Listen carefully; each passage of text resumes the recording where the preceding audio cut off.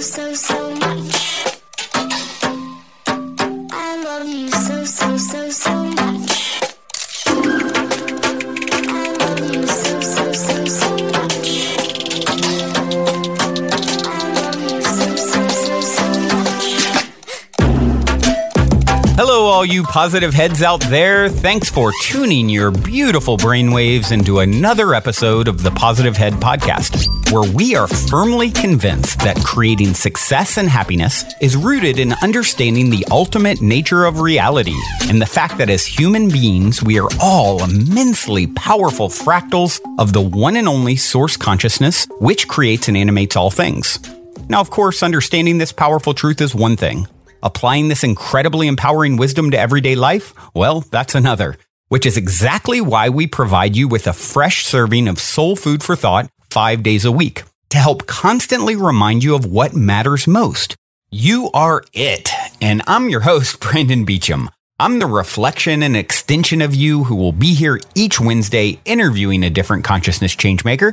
And on the other 4 weekdays, leading the way to ensure that your perspective is consistently expanded, your vibration is constantly elevated, and your heart is overflowing and full.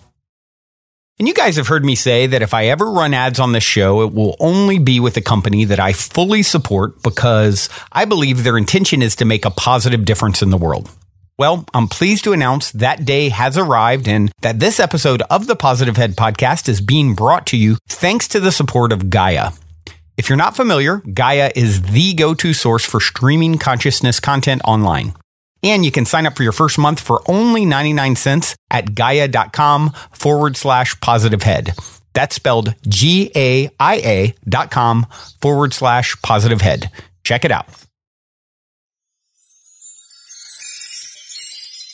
All right, all you positive heads, on this week's Pow Wow episode, I'm very happy to have my friend Omar M. Makram back here on the show. Omar is the host of the Intentional Beings podcast and author of the recently released book, Transcending the Maya Matrix. Hello, Omar. Welcome back, my friend. How are you, Brandon? I'm excellent. It's so great to chat with you. And, actually we get to chat somewhat regularly. We've, ever since you were with us way back on episode, looks like episode 224 was the first time. So now we're at about 640 or so. So it's been a few episodes since you stopped by, and, but we get to chat somewhat regularly, with some other business, related ventures. So it's great to, actually talk to you about something,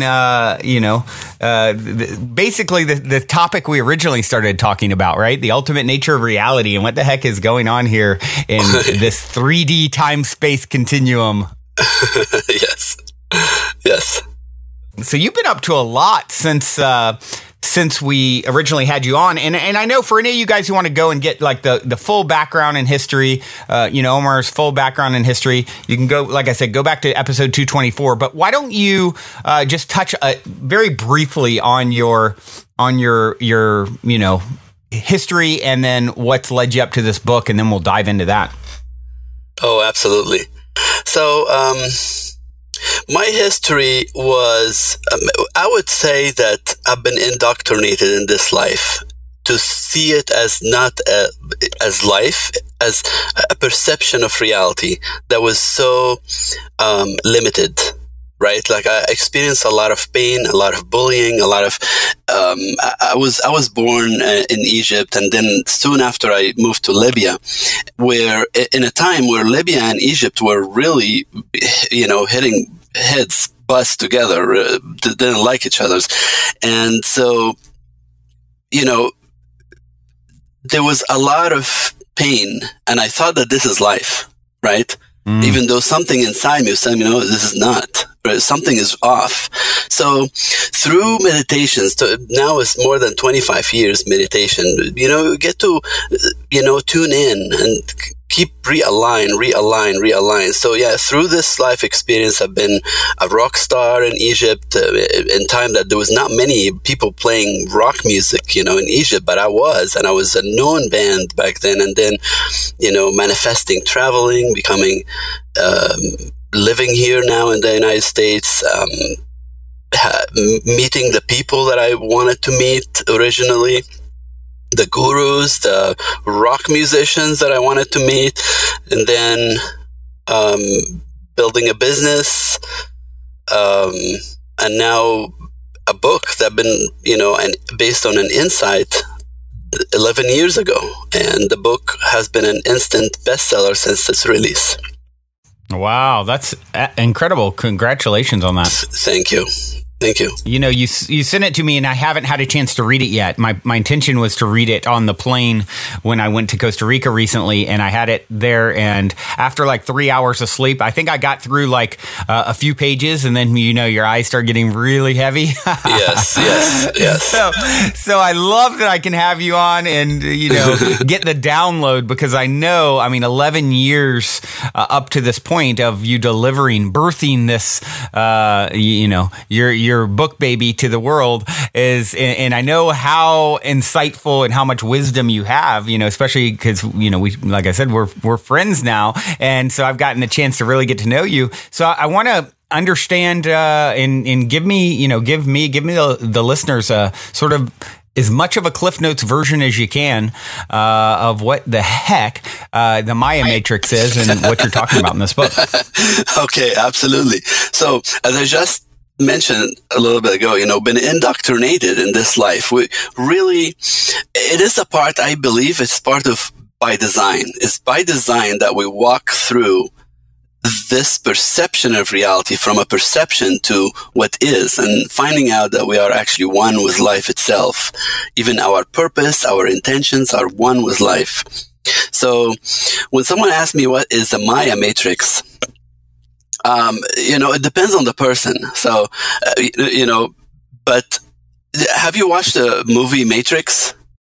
Yes, it's one of my all-time favorites, actually. Absolutely. So, and it's the same for me. The Matrix movie is, in my opinion, has so much wisdom in it, and it has to be translated in a sort of 3D language, the language of action, Hollywood, but there is wisdom in it.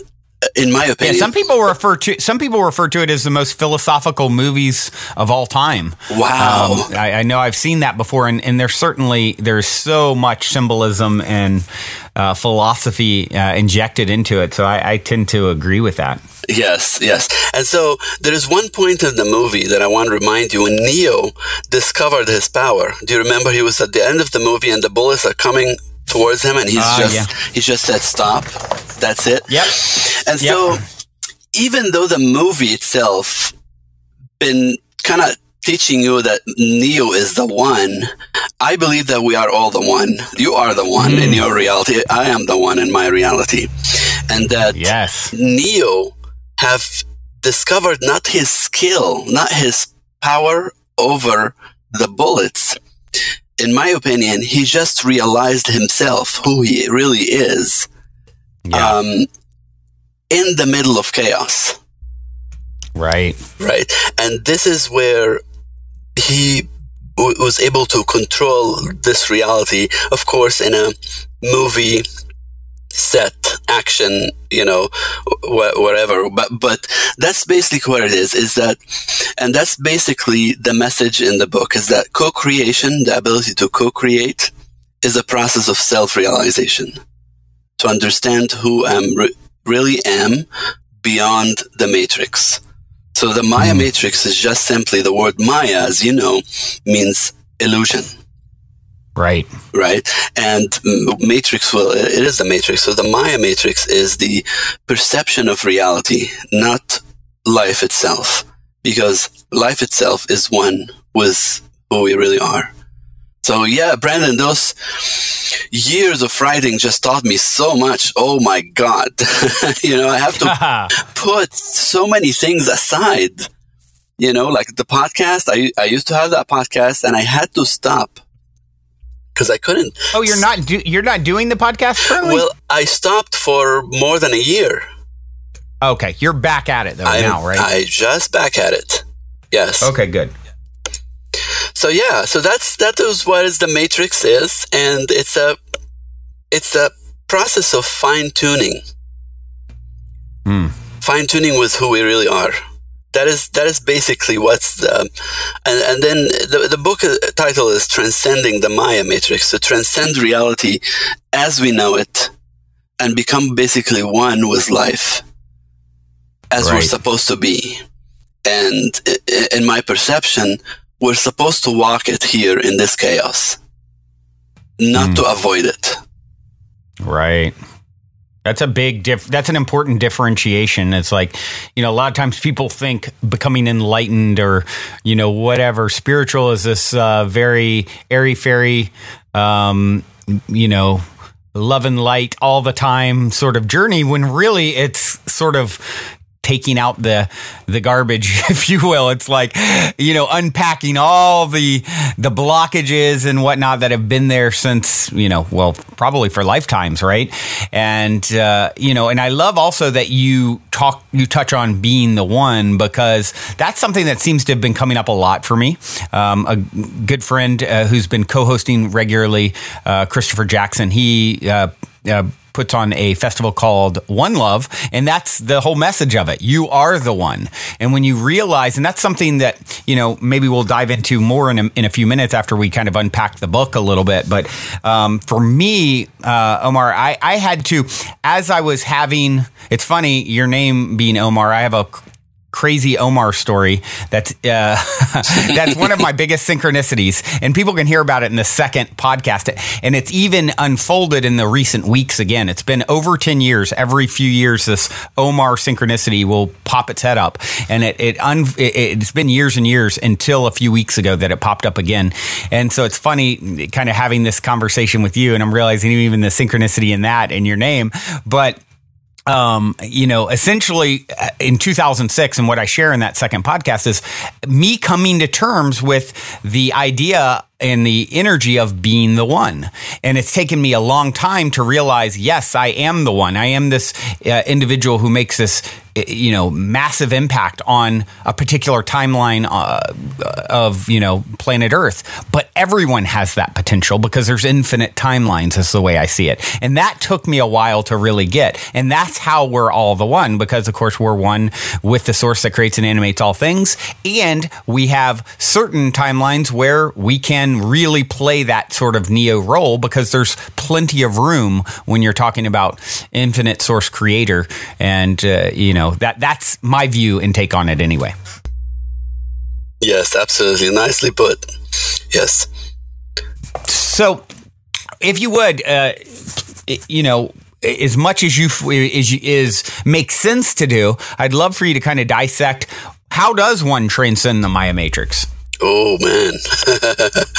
Well, here's the thing, Brandon, and you probably realize this. I'm not sure. I'm going to tell you from my own opinion, from my own life experience.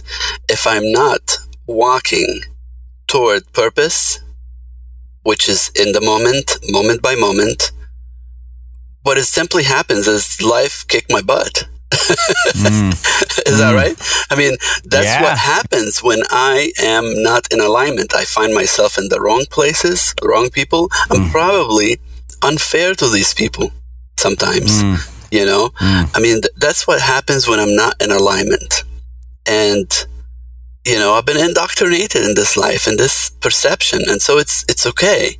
I had that anxiety every day going to school, because that's where I'm going to be bullied. That's why when I'm going to see the teachers, and teachers were nightmare. So I'm basically going to a nightmare every day, Wow.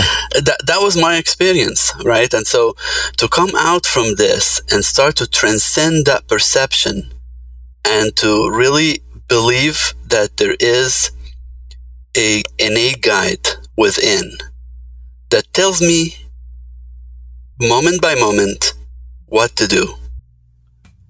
Right? Right. And that is how we tap into that flow. And I believe that, I know that you like Ibrahim Hicks. I know that you like Eckhart Tolle, right? I mean, we are in the same here. That is the main message of all these people.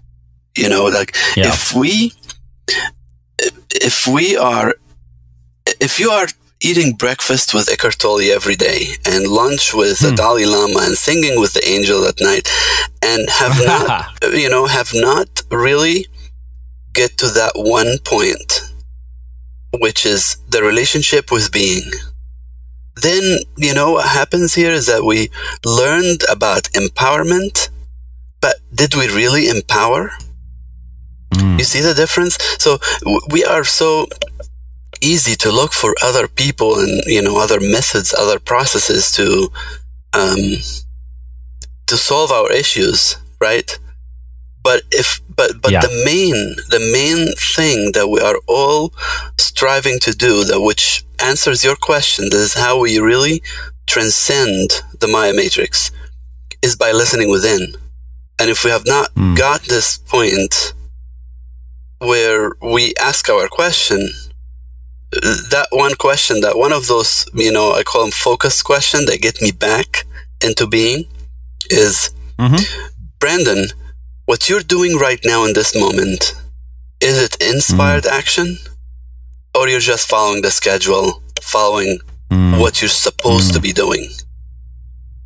Right? And that's a moment-to-moment question. Even while I'm talking with you right now, I am navigating that same flow, because life, the Matrix, have incredible arguments to get me out of being.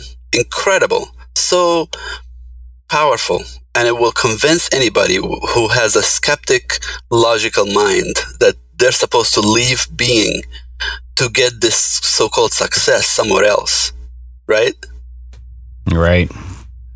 But success, abundance, they're not something to be achieved. And that's one of the main messages of this book.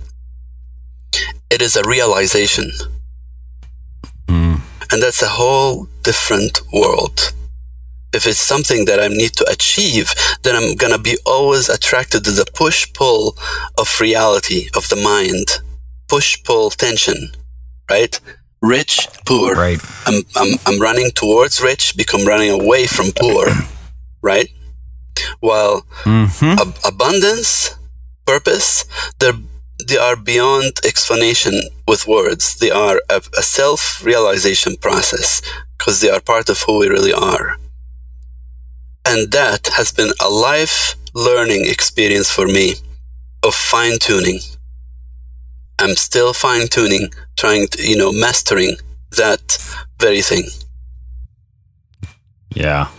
Yeah. And, you touched on it being the idea of, really checking in each moment. And is this inspired action, and I love, the word inspired. It's like in spirit, right? Yes. And are you tuned into your greater purpose? And, the idea of moving from an achievement-based paradigm and perspective to the realization that you are the one, right? And the one is, the way I like to put it a lot of times, Omar, is are you in alignment with your higher self? How does higher self view the situation at hand? What is higher self's perspective on the challenge or the moment? And in any moment that you can expand your awareness enough to be viewing through the eyes of your higher self, it's coming through you. It's it's the way you think of all the masters, or Jesus, or Buddha, or those are sort of the Beatles of enlightened masters. But there's many who have achieved some level of that, right? And so it's really, they're just a clear channel for source or their higher self. They're seeing things the same way their higher self sees things, and as a result, all of the gifts that come with that expanded perspective flow through. Absolutely. Would you agree? Absolutely. The same way you put the same answer or the same question. Is this an inspired action? It's the same as the question that you just asked. It's just the same thing. It's a focused question. Yeah. Is it what you're doing right now is in the flow or not? And it's really a fine tuning. Do you feel it? Like going with the mind, the intellect, which is pretty convincing a lot of the times, right? Yeah. Or following a flow that within the flow itself, there's a promise of life. There's a promise of oneness. There's a promise of expanding that inner joy. but your mind will say, well, where's the money? Right? Right? Where's my security? That and it's a byproduct of being in the flow, right? Not as something to be achieved or sought, but rather it comes as a byproduct, I would say. And it's all about that trust, because once you trust that flow and start to following it, synchronicities, I know you use that word a lot, synchronicities start to happen, and you start to like, wow, I could not do this at all if I'm just following the schedule, the schedule. Yeah. Right. And so that book is basically taking us back to that fundamental. What I don't remember who, someone asked a question, have a quote. I don't remember who or the quote, so I'm sorry about that. But it's something like this. It goes like this. If you want to master anything, all you have to do is just master the basics. That's it. Right? Because the more you go into the nitty-gritty stuff, you may lose yourself in Maya, the illusion, right? There's so many things. So that book is taking us back to that very, very fundamental nature, which is process of co-creation is the same as process of self-realization, and that mastering that ability to be in connection with our innate guide, and this is how I call it, innate guide, not inner guide, because inner guide, it feels like something inside me, but innate means it is part of my own being. It's the same power that surges through me. It's the same power that manifested that universe and put it all together in that way.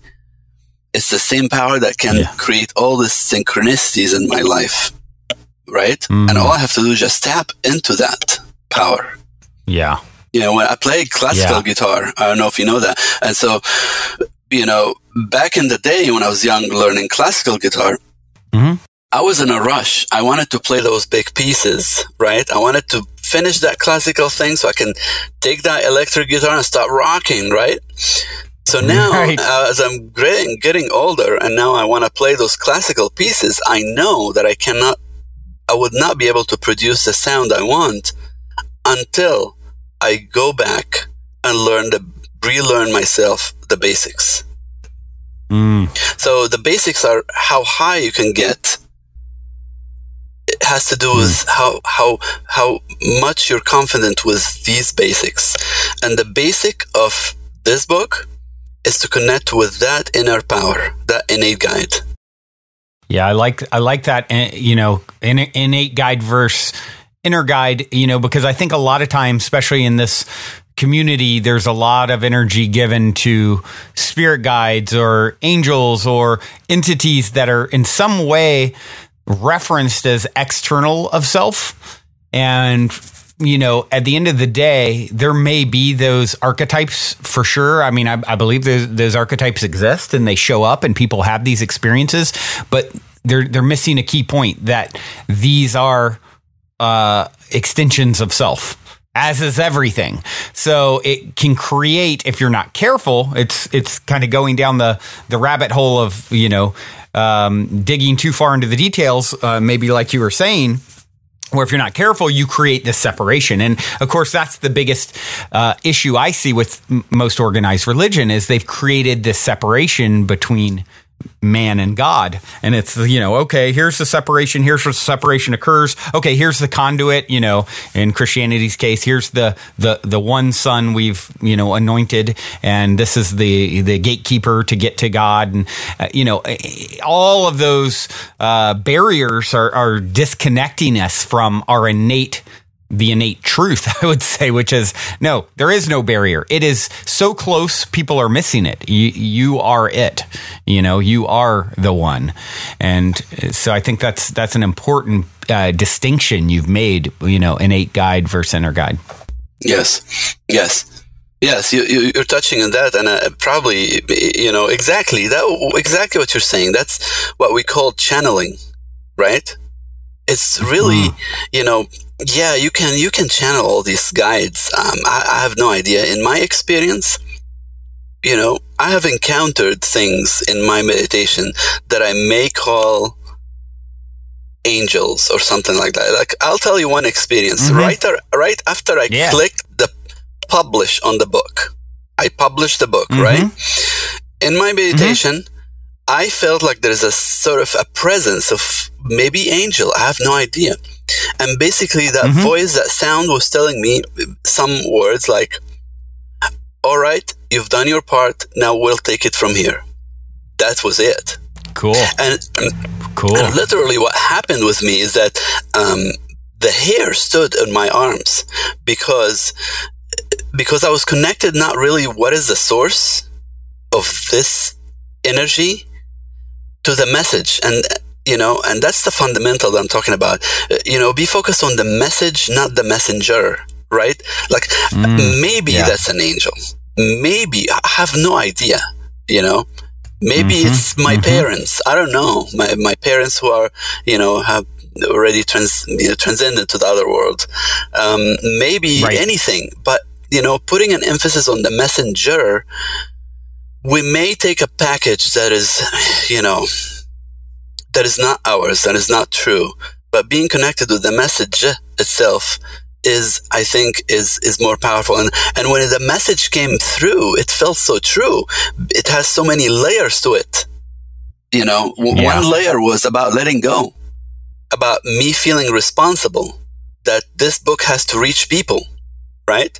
And the message was, no, it's not your responsibility anymore. You're just following what is next. And let us do the rest from here. Yeah, and I think that's you said a few moments ago, being in the flow, is a promise of life or something to that effect. And I think that's a big part of for people who are learning and on this path to self-realization. That is the most key component, perhaps I would say, is learning how to find that faith of being in the flow, and how to differentiate what is in the flow versus forced action.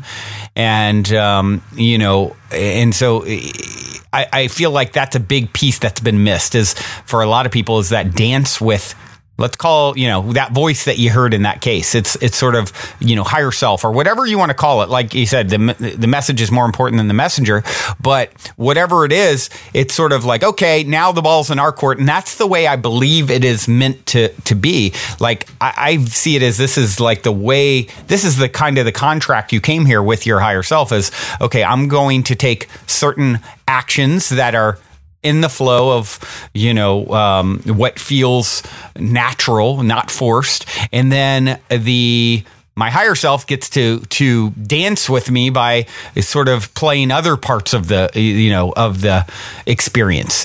And when you get into that state, first having faith, this is the way things work. And then learning how to differentiate what's in the flow versus forced.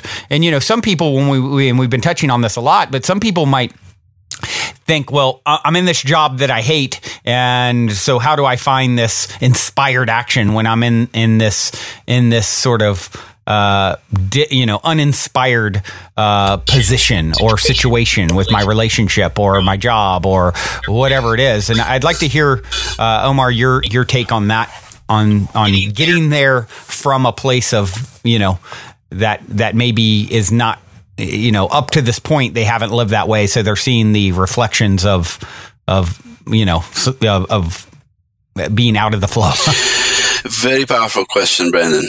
And so, before I answer that question, I like to always say that I'm not answering your question. I'm not answering anybody's question, even if you are asking it. I'm opening right now a space in which we both receive insights about that question, right? Would you agree? And that's what I'm absolutely tapping into right now, right? But maybe you can feel that I slowed down a little bit, because I can feel the power of your question is really important, because we've been all there, right? And I'm still there sometimes in part of my life, right? And I'm still learning to navigate my flow. So, the first thing that comes to mind is that we usually think that there are two answers here. It's a yes or no. Should I go to work or not? right? And I hate work. I understand.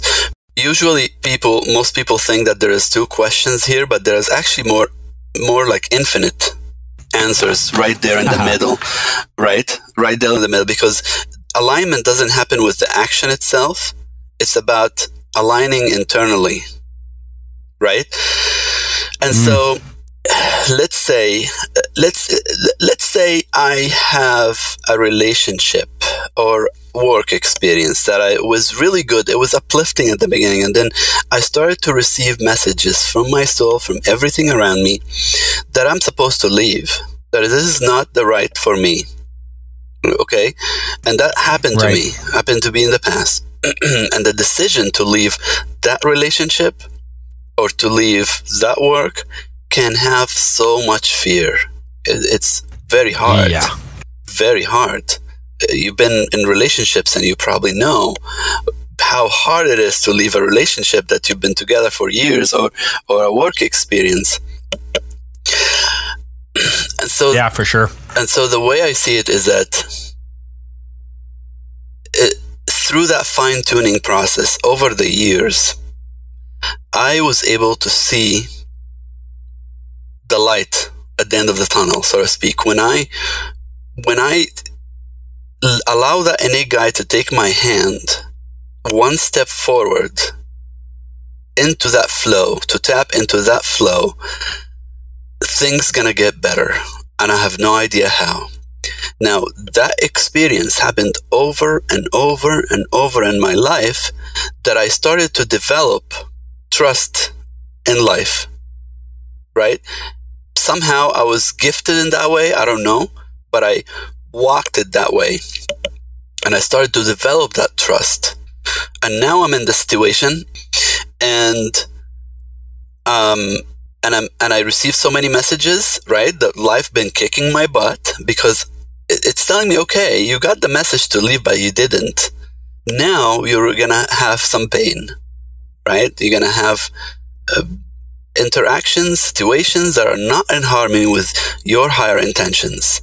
And you're going to start to feel the pain. And then until you come in at one point of maybe clarity, maybe driving on a highway or something, and relaxed, where the clouds open up and the light came in, and you'll be like, I need to leave. You know, that happens to me in an ex-relationship, where the light came in and I saw a tree. Now, everybody sees trees, but for me, that tree represented that if you leave that relationship, the tree will still keep going. You know, it was part of my codependence. I wanted to help the other person, but I wasn't really. For some people, for you, it was a tree and a light. For some people, I can think of one relationship where it's a sneaker across my head. Yeah, a sneaker? You said it like a shoes? Yeah. You know, whatever it takes.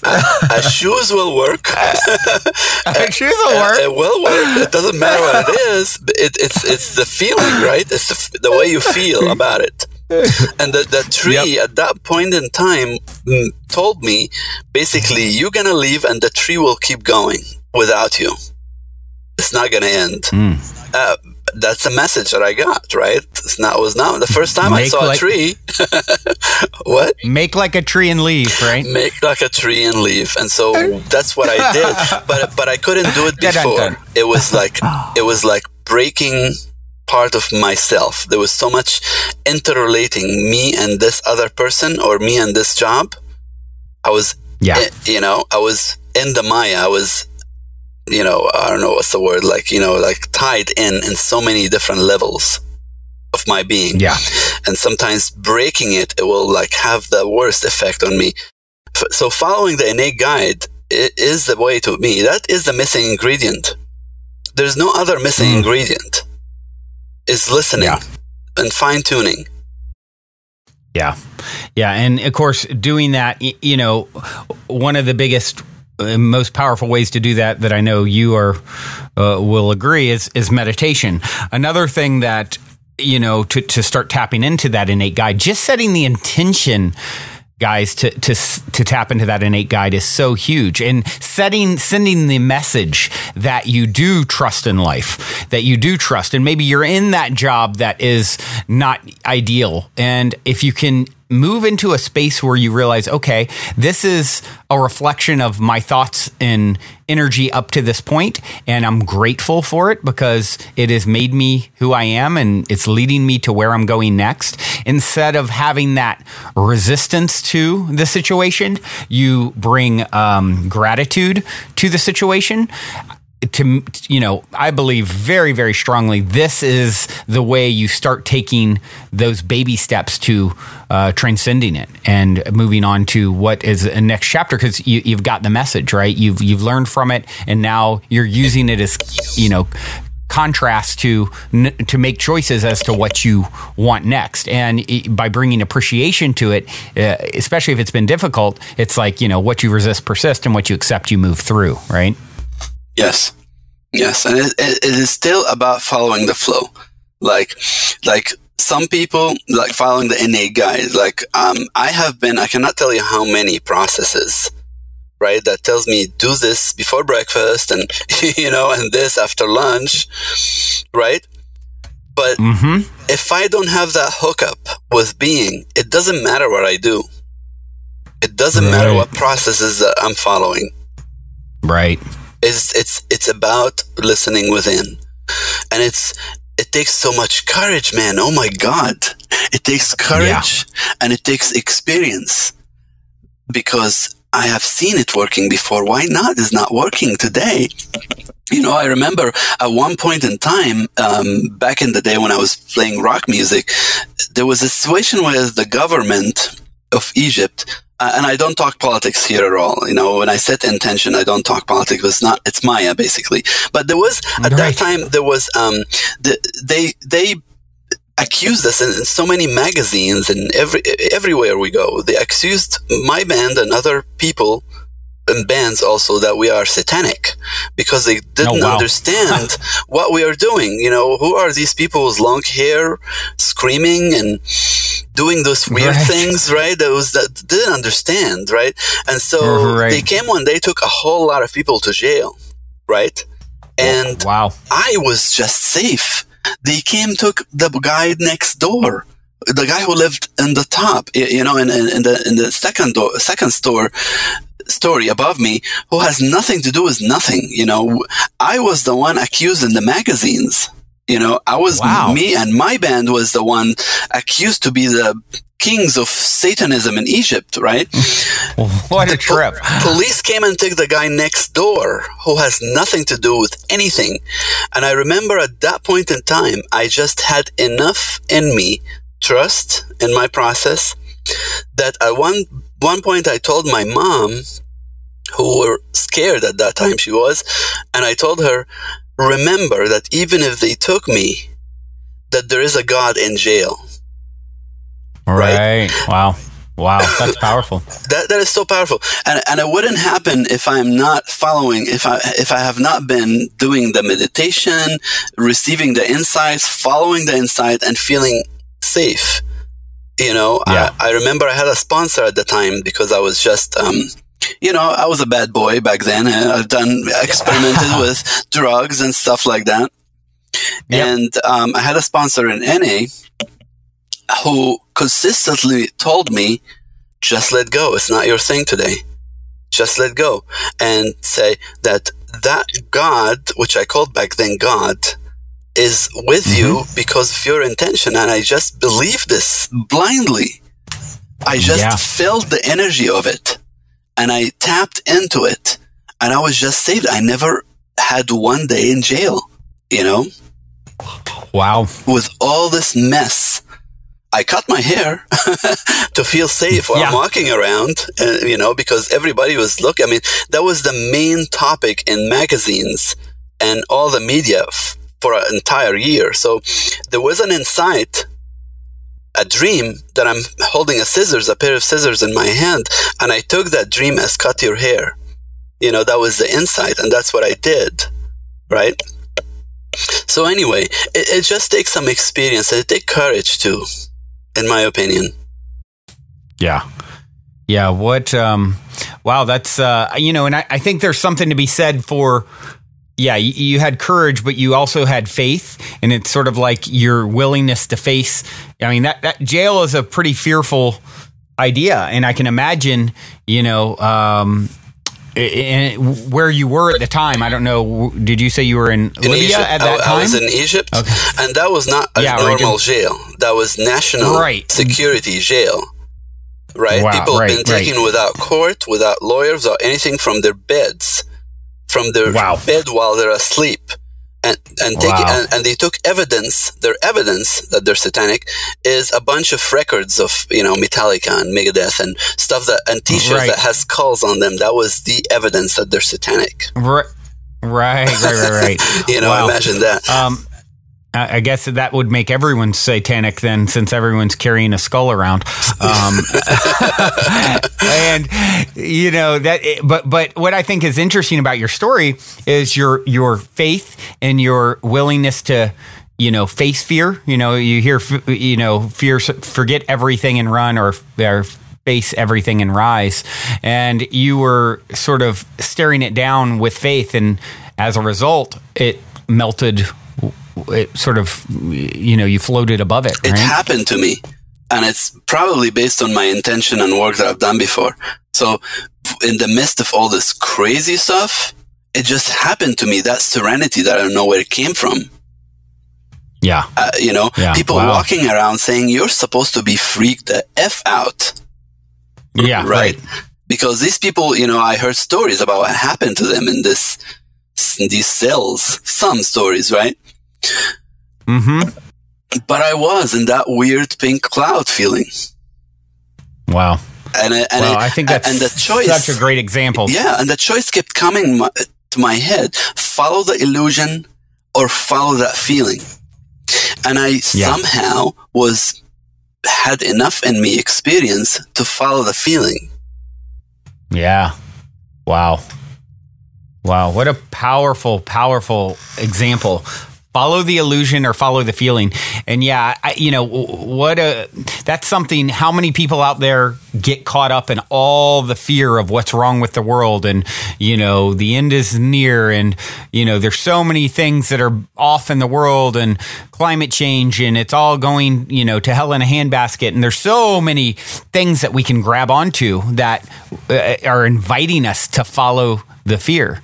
And so I feel like this lesson, this example that you shared here, can be applied to all of that, right? Yes. Follow the feeling of faith in the process. And I've heard stories so many times of, I think back actually to a talk with Bashar. I'm sure you're familiar with Bashar. Mm-hmm. And I saw Bashar at Lightning in a Bottle festival maybe 3-4 years ago, and I was sitting right down in front. There's actually a clip online somewhere of it, and you can see me sitting in front of Bashar. And he's talking. Someone stands up and is just freaked out, asking a question. My husband and I feel like we've seen these, interactions with beings that are very scary and frightening and want to do us harm, and we're scared, and what do we do? And the way Bashar puts it, he's like, look, if you're untouchable if you move into that feeling that you're talking about here, Omar. If you move into that, I am safe. I have nothing to fear. And even if something were to happen, I trust that process. I am a fearless being who believes in love, believes that love is the orchestrating force of the entire universe. And I am aligned with that. And I'm going to continue to come back to that feeling every time I'm tempted with the bait of being lost in fear.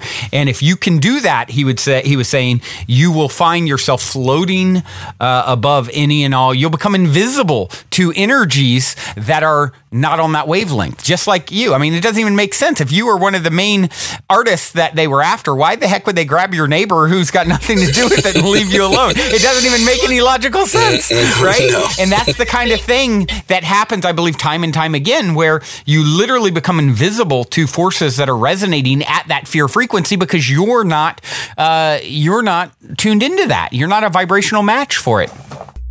Yes. Yes, I like exactly what you're saying. I would use one word about follow, and the way that I've been, teaching it in the book. Follow fluidity, fluidity of being, and for me that word's kind of narrow it down. Yeah. It's a flow. Interesting. Because, resistance, it's the flow versus resistance. And you're talking about Bashar. I was in a Bashar event a few years ago, in Sedona, Arizona, and I was telling him I have so much troubles, in my jobs. He said, "Well, great. I'm glad that you do." Right? And he said, "You are channeling."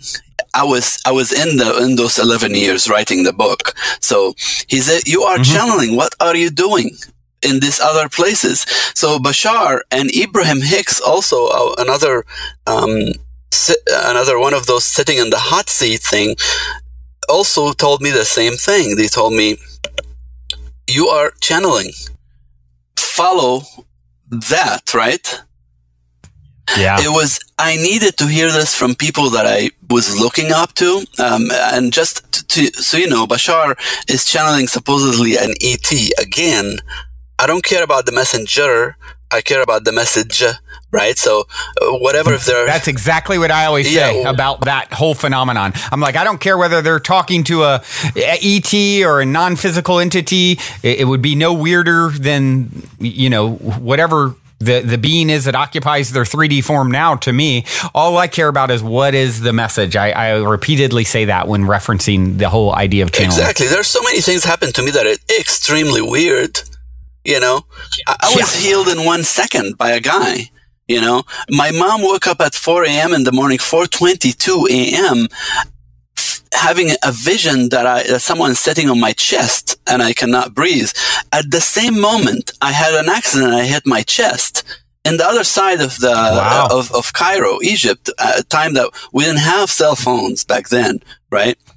So, I mean, all these synchronicities mean something. We just don't need to be, I want to use the word arrogant, thinking that we know everything. We have no clue what's our limits. Yeah.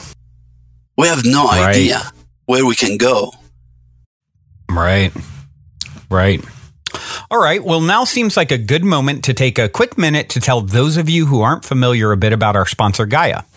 I've been a big fan of Gaia for many years now, which is why they're the only content provider I've ever reached out to in regards to potentially supporting this podcast. So needless to say, I'm very excited they're now supporting the show. Gaia truly is my personal go-to source for streaming consciousness content on the web. They have an incredible 7,000 plus exclusive videos covering 5,000 years of wisdom.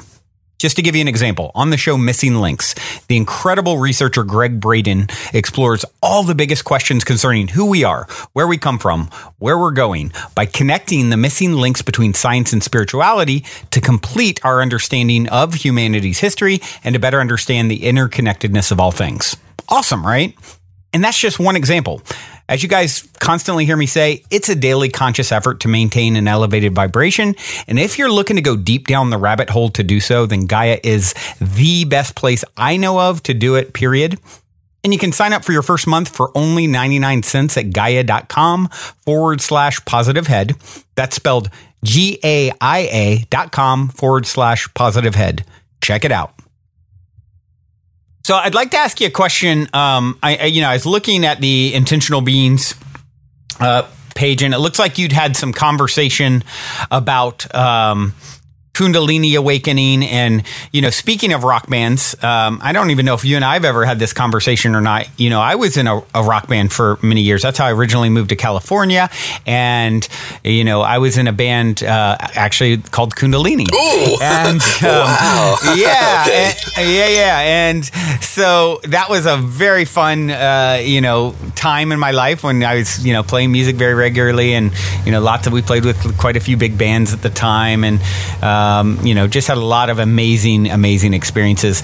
And so seeing, you've had some episodes about Kundalini awakening. And, I just recently got back from going to what was called the Superhero Academy Mastermind Meetup down in Costa Rica, and then Envision Festival with this 100 plus group of people, and it was truly like a gathering of superheroes, Omar. It was like all these people had amazing leaders that and many of which during our time together, the week or so we were together, a little more than a week, people were having spontaneous, Kundalini awakenings that appeared. I mean, I remember at one point seeing this guy, he's literally wearing like a snakeskin jacket, kind of snaking out on the floor, seeing these different, and people channeling, and people, it was just like everywhere you go, people's like gifts were coming online. Yeah. And so I'd love to hear your thoughts on, is there a quickening happening, do you feel, where more gifts are coming online for people? And what is your experience with Kundalini and that whole process? Wow. Literally, we can go through a couple episodes about that question, Brandon, but I will do my best to be as brief as possible. I'm not an expert in Kundalini, but I do have so many experiences to the point that I don't care what guru stands on me in front of me. I don't care if the Dalai Lama tell me something about the energy that is part of me. I will tell him, you are wrong, because I had enough to know it within my body, within my being, that I have a direct sort of knowing. But I still cannot tell you that I'm the expert. Okay? So, right. Sure. So quickly, back in the day, it wasn't an accident when my dad handed me a book about yoga that has no one picture, not a picture in it. That's when I was teen, and he said that book changed my life. It was about philosophy of yoga, right? Which introduced me to self-realization. And I find out that, a person with my background, I felt like this is the solution. That's what I've been looking for. I didn't never, ever stop. From that point on, that's what I was looking for. And then I had an experience in 95, and I was under the influence of drugs. And that experience, even after the drug effect went away, it continued for about 2-3 weeks afterwards. And it was that, oneness with everything, that, feeling. I felt it is a nirvana experience. That's what I told myself back then, right? But it went down, and it kept going down, and it's gone by the end. And I started to face reality again, and I thought should be it. I should die now and go to heaven, because I was done. I couldn't really want to function anymore in the world. It was so much pain. So that was the first experience that told me that what I'm looking for is real. But then, after it went away, my mind started to tell me, well, you probably were high, right?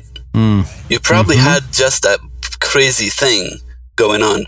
So I have been dedicating my life to this, right? From that point on.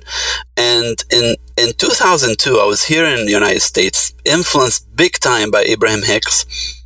They sound like melodies in my ear, in my ears.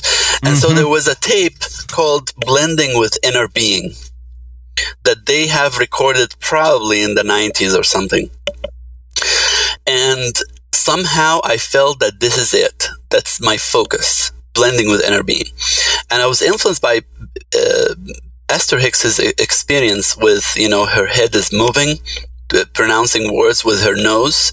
That was the first encounter with Ibrahim, with that energy called Ibrahim, right? That was the first channel. She was channeling through writing words with her nose. And so, telling me about this movement, at the same time, I was also read in a yoga book, because I've been all fascinated about yoga, Hatha yoga, Kundalini yoga for years now. They say about that at one point, the Kundalini, when it's active, it will guide your body into Hatha yoga postures that you don't even know existed before, that will just feel right. And I felt that this was really incredible. If that happened to me, that would be incredible. I don't think there's anything better than that. I designated 30 days, the extreme me, because I'm an extremist. My life story is filled with extremes.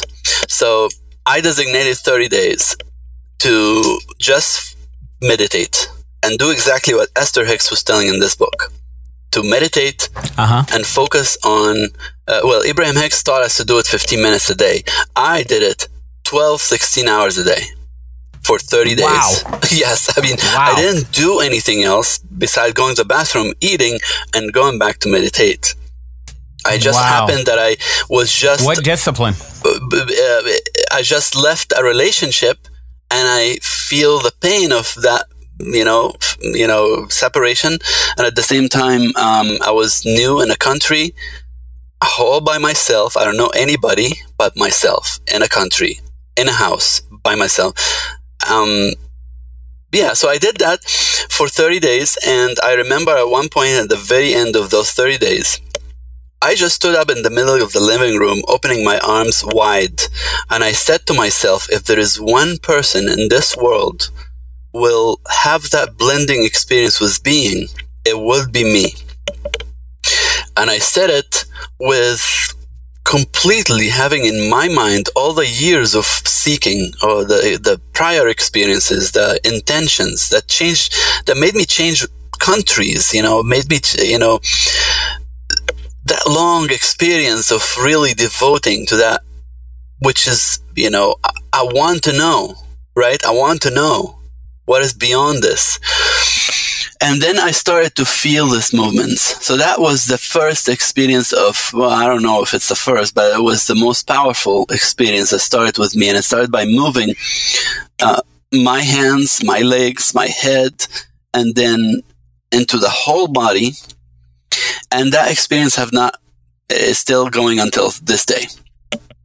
So I do not do yoga anymore. I do something that I call it moga. My wife called it moga because the word moga means in Arabic. She was studying Arabic at the time. And so she knows that the word moga means wave. And I explained to her that I'm following a wave, right? And then Interesting. The energy will also move into my voice and I will start singing. And even though years ago I was, I've been singing, I was in a rock band and I probably ruined my voice back then. And then I played commercial, the last couple of years in Egypt. And then I started to feel like I cannot sing anymore. There was something wrong in my vocal cords and the doctors didn't know where it is. They said, you have nothing wrong. You probably have a bad technique. They're probably right.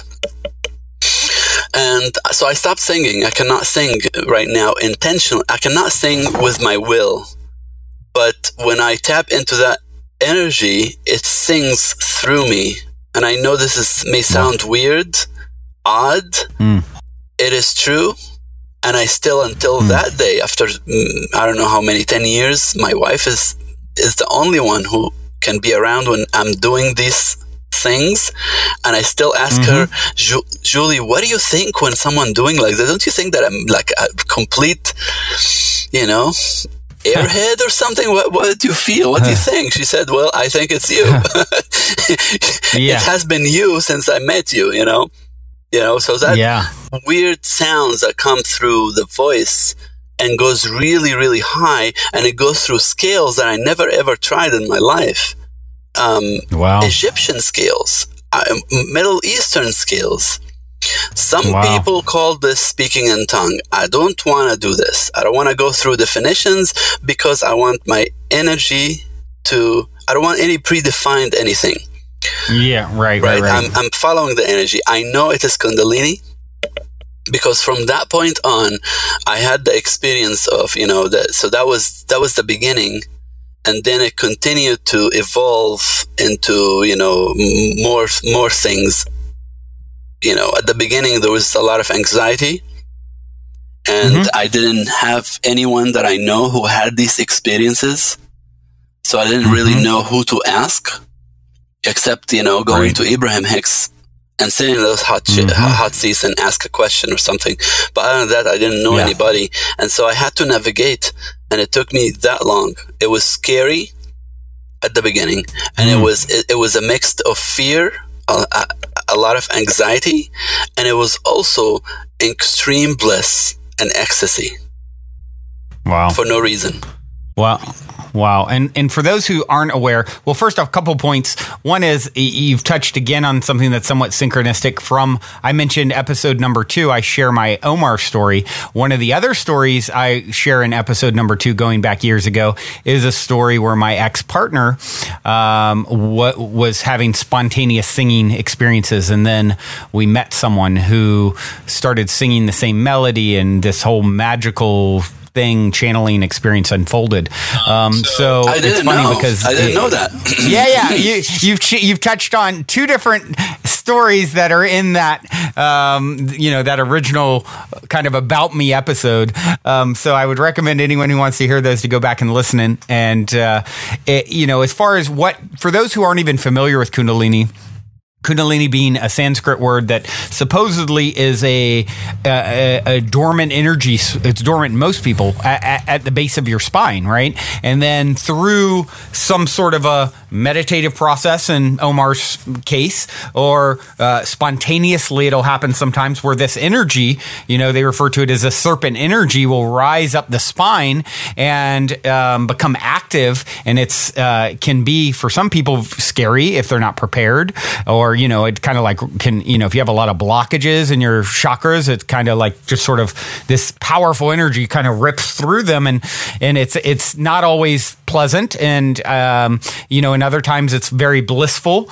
And if you even look at the medical symbol, you have the staff, right, with the 2 snakes going up it, and then at the top you have the wings, right, and that's the staff being like the spine, and the 2 serpents going up, the Kundalini energy rising. And then if you awakened your Kundalini, it's like enlightenment with the wings at the top. So I think that's a really interesting that's part of our that is our medical symbol today. Yes. And sort of the roots of it, right? So I just wanted to give that little explanation of what it is for those who may not be, probably a lot are aware that are listening, but many maybe not. So I cannot define it until today. I have no idea. Some people say it's a feminine energy. I don't know. I have no idea. But I know something, that I will never, ever leave you alone. and I don't mean this in a judgmental way or in a bad way.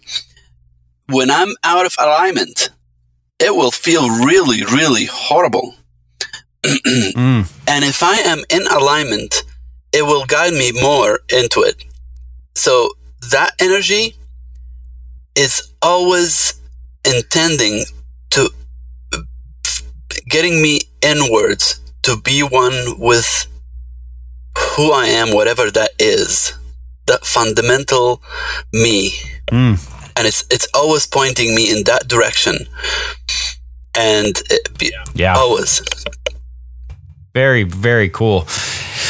Well, man, the time has flown here, Omar. This has been absolutely amazing. You have so much wisdom to share. And, I think it's always, to me, something that is noticeable to someone who is a dedicated meditator like you are. There's always a sort of a pervasive peace that I feel from anyone that I connect with who's done the work like you have, and it just sort of emanates through, your voice, just through your energy in general. So, I applaud you for all the amazing work you've done. I applaud you for your book.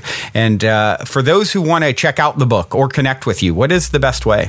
Well, just intentionalbeings.com. So I have a few episodes already. I'm relaunching my podcast, answering some questions. And the book also comes with free 10 workbooks meant for every chapter of the book to get those ideas more in depth, in the ideas. Excellent. Anything that you'd like to share before we sign off here? Bless you, Brandon, and bless all the positive heads out there. You are an inspiration indeed, my friend. Omar, thank you for taking the time to come back and connect. And I look forward to doing it again at some point in the future. Absolutely. Well, everyone, that concludes this week's interview episode. If you have enjoyed this positive download from our hearts and minds to yours, please take a minute, give us a rating or review on iTunes, since iTunes is the holy grail of all things podcasting. Your good reviews help us to reach more listeners. Also, we would be extremely appreciative if you would tell your friends and family about the show. Our sincere intent with the Positive Head podcast is to spread positivity to the world because we're selfish, quite honestly. I say that jokingly, but really only halfway joking. I'm referring to the good kind of selfish based on the knowing that we all get what we give in this life, because when we give, we're actually always giving to extensions of self, since we're all really one in the same consciousness, just in different bodies. So if you want to be a good selfish along with us by helping to spread the positivity, by all means, please proceed to shout about the Positive Head podcast from your rooftop. Otherwise, as you continue on your fabulous journey in this 3D reality, be sure to remember this. As long as you ain't dead, you're already positive ahead. Journey well, everyone, and thank you for being.